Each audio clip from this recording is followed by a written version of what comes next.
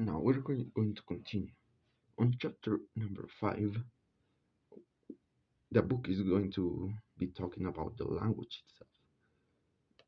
It introduces some basic concepts of grammar, vocabulary, language use, pronunciation, and punctuation, and, and is intended for new teachers who may have little experience in this area. Well, in my opinion, this is the book is trying to give us basic, as its same word says, basic concepts of grammar, vocabulary, language use, because some teachers, uh,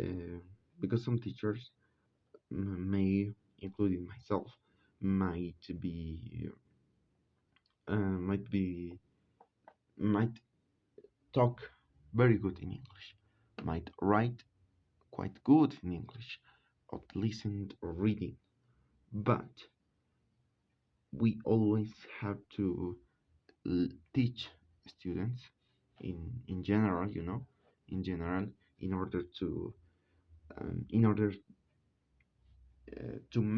to teach them all to teach them all the areas in English, not just vocabulary, not just grammar, not just speaking, because all of them are correlated.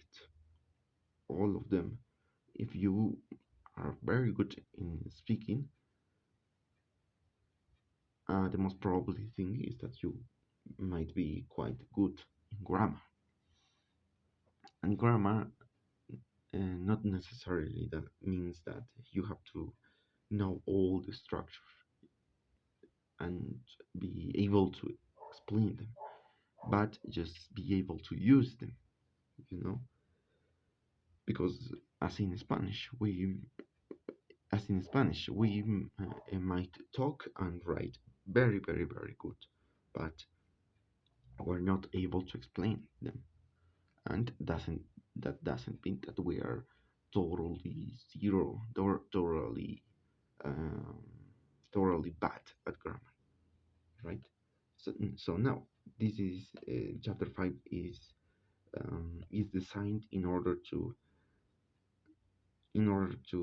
have in order to know in order to know the basic concepts of grammar, vocabulary, languages, and the difference between pronunciation and punctuation that seem like very similar.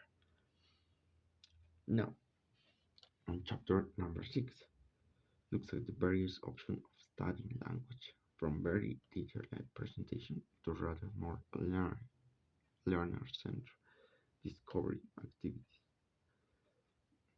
Now, in my opinion, this is talking. Chapter 6 is going to be talking about, the one that the teacher is the protagonist, and the another way of study language, which is that the teacher is just going to give is going to spread curiosity between the students, and will guide them in order to learn vocabulary, in order to practice speaking, reading, and writing skills, you know, the two ways. Now, from chapter 7 to 10, so a lot of chapters, we're going to look at examples of teaching, the so called four skills: reading, writing, speaking, and listening. There are a lot of chapters. It looks like it will be one chapter for each skill, you know, one chapter for each skill. Now, then we have chapter 11 discuss how teachers should use textbooks. Textbooks. Should they be followed shavishly or adapt to the teacher and student's particular needs? In my opinion, this is totally, they have to be adapted to the teacher and student's particular needs. Textbooks are that. Textbooks are for Textbooks are designed for us are designed by the editors for in order for the teachers to in order for the teachers to combine them with the particular needs that we have. For example, a very uh, useful example.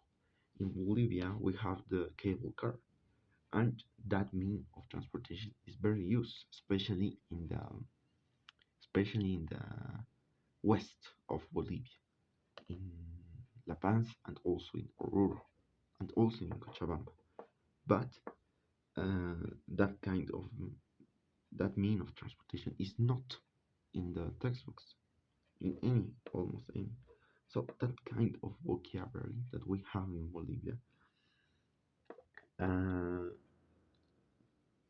is very particular and it's not in textbooks. Therefore, we have to use that. Of course, doesn't mean that we don't have to use textbooks that are not uh, written in Bolivia. That means that we have to use textbooks from other countries, but adapt, adapt them to the Bolivian needs. Some of the needs, because of course in Bolivia there are also taxis, cars, and buses and airplanes as in any other country.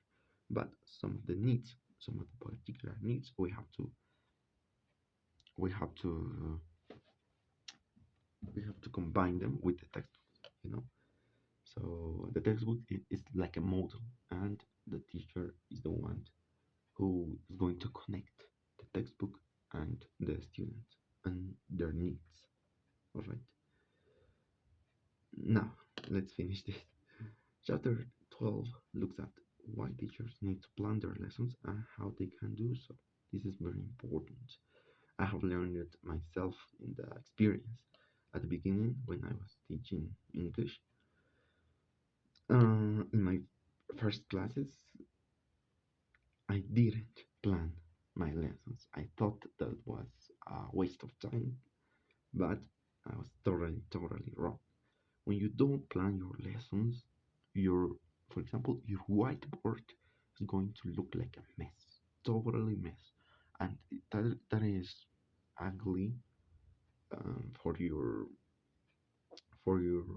vision, for your it's it's ugly when when you watch your board is totally a mess, and therefore is also ugly for the students who are the ones who are writing that mess. All right, so that's very important. You have to plan your lessons.